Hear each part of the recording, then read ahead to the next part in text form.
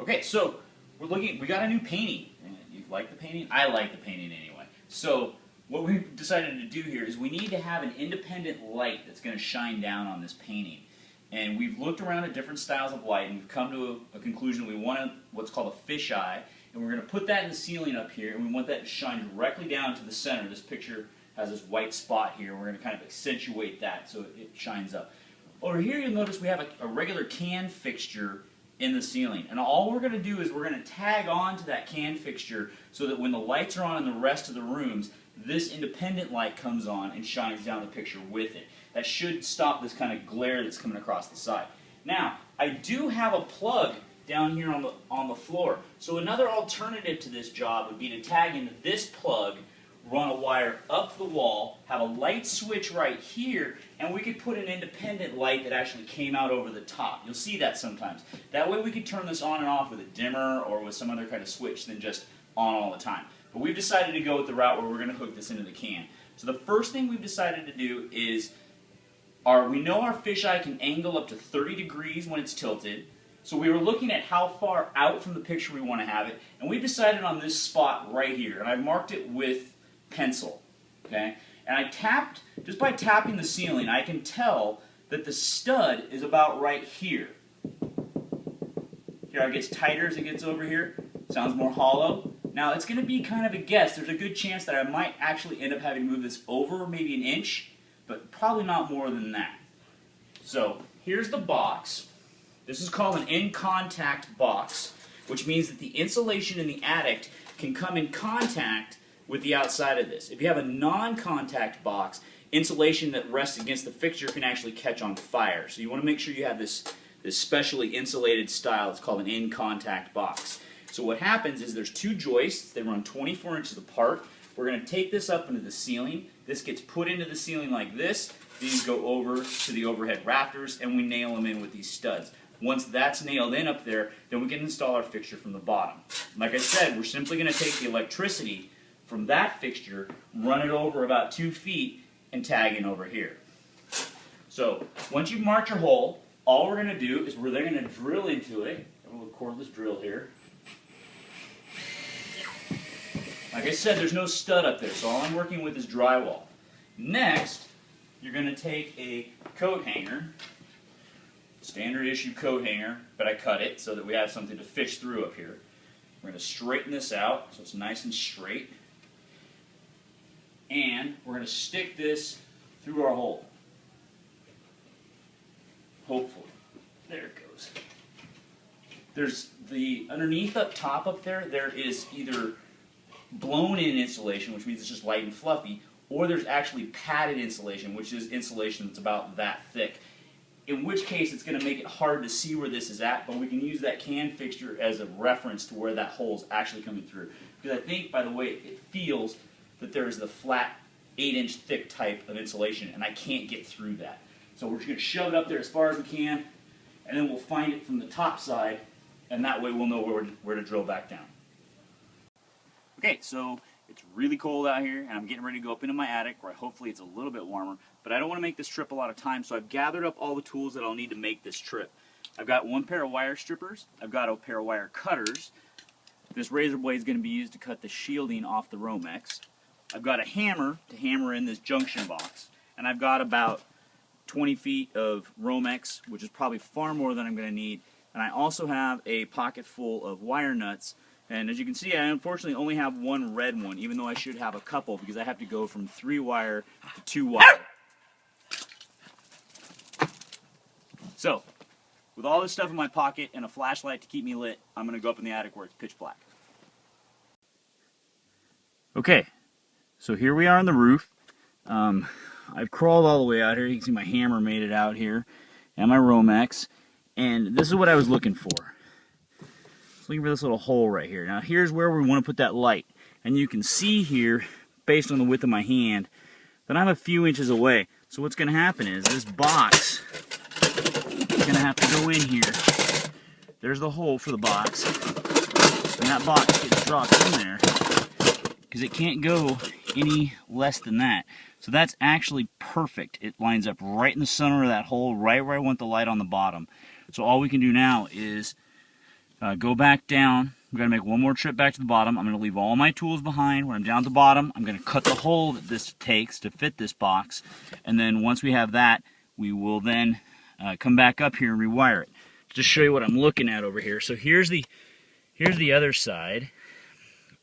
This is, there's the box. Like I said, that can light was about 2 feet away.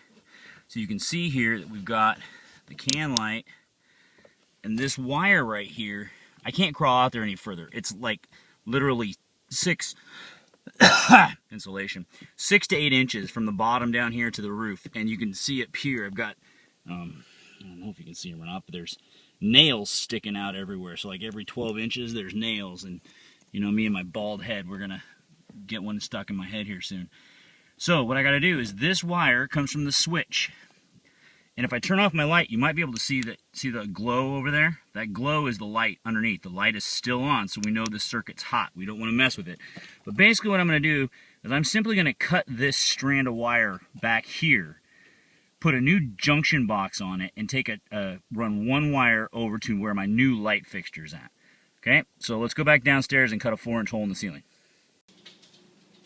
Okay, so we've been up in the attic now. We've inspected our hole, which is right here. And we've determined that we can put the in contact box up in the ceiling at that point. So what we're going to do now is we are going to take down the picture so it doesn't get dusty. And we're going to then take our keyhole saw, which we've done in class. Remember, we start it wherever we want it, and we just work it back and forth. It goes through the drywall. Then once it goes through the drywall, we'll simply go around in a circle and make the hole that will hold the light fixture from the bottom. Okay, so we've cut out our circle out of the ceiling. We had to go back around and make it just a little bit bigger. As I worked my hand up in there, I could grab the box that I left up in the attic, and now I can check to make sure that box is going to fit perfectly in there. It's now sitting down into the drywall right where it should. That new light fixture will go right over the top and cover all this up when we're done. Okay, so here I am again in the attic. What you can see is I've spliced into the wire that goes out to my can light. And basically all I've done now is I've tied 3 together here, tied 3 together here, and I'm a little concerned about this copper that's showing here on this stripped wire. So what I'm going to do is I'm going to take a piece of black electrical tape and I'll wind all these things together down this strip of wire to hold them nice and solid, wind these down this wire to hold them solid, and then wind all the coppers together down this piece of wire, which then goes over here and goes to my new junction box, which we're going to talk about in 1 second. Okay, so I'm going to try to do this one-handed, and this is going to be a little tricky, so I'm going to have to set the camera down at some point. But this is a really nice junction box. This is the box that I'm installing, the can that goes in the ceiling, the in-contact box. And one of the nice things is it comes with these like pre-adjusted clips so that we don't have to unscrew anything. That's why I can do it one-handed.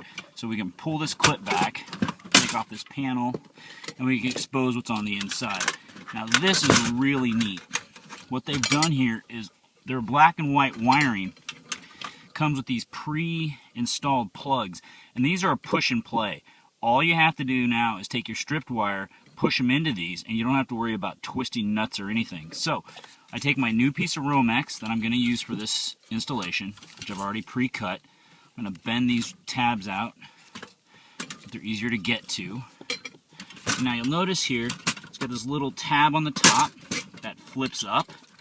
This allows us to stick the piece of Romex in there like that so it clips in.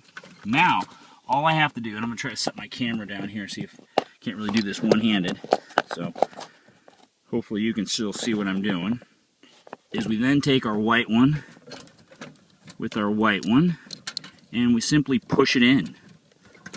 Just like that. That's all it takes. So if you can see there, I've just simply pushed my new Romex in with the white one. Now I'll take and push the new black one in, the new copper one in, cover this panel back up, and I'll show you what the end result looks like.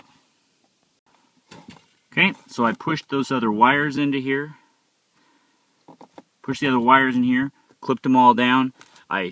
All you can see coming out of here now is just this simple piece of Romex. That's why this is an in-contact box. It's got all this insulation built around it. So this piece of Romex goes into here. This is our new hot wire. Now we're going to spin this around and drop into place where it belongs. See my hole there. get it lined up where it goes so it fits down in there nice and flush. And then all you have to do is these little tabs now come over here, and I'm going to slide. I'm going to try to. These are actually new junction boxes, not old work, so I'm kind of in a bind that I can't stick. That little piece is supposed to go underneath this rafter, but that's not going to happen because this rafter is already nailed down. So the best I can do is I'm going to drive this nail in from way out here. It'll leave the nail out a little bit, but it'll hold this junction box in place enough for us to get the job done. Okay, so we've now installed it up on the top. I nailed the junction box in so that it's nice and tight up there. You'll see here on our new fixture, what they did was they made this look like a light bulb. And all I have to do now is screw that into the light bulb fixture. I've already put the light bulb into our new fixture, and then this piece with these little clips just pushes up in there and holds onto the can. So all I'm going to do is climb up here. This is as easy as screwing in a light bulb. And if we did this right, it should light up. There we go.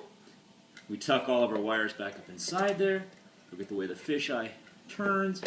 And like I said, the ring around the outside here covers up any cutting, pencil marks, and most of the other stuff that we had going on up here. I did accidentally miss once and put a little hole there. And believe it or not, a little bit of Crest toothpaste will fill that in and you'll never know it's up there. So now we've got our light fixture installed the way we want it. We've got our picture lit up, and I think it looks great.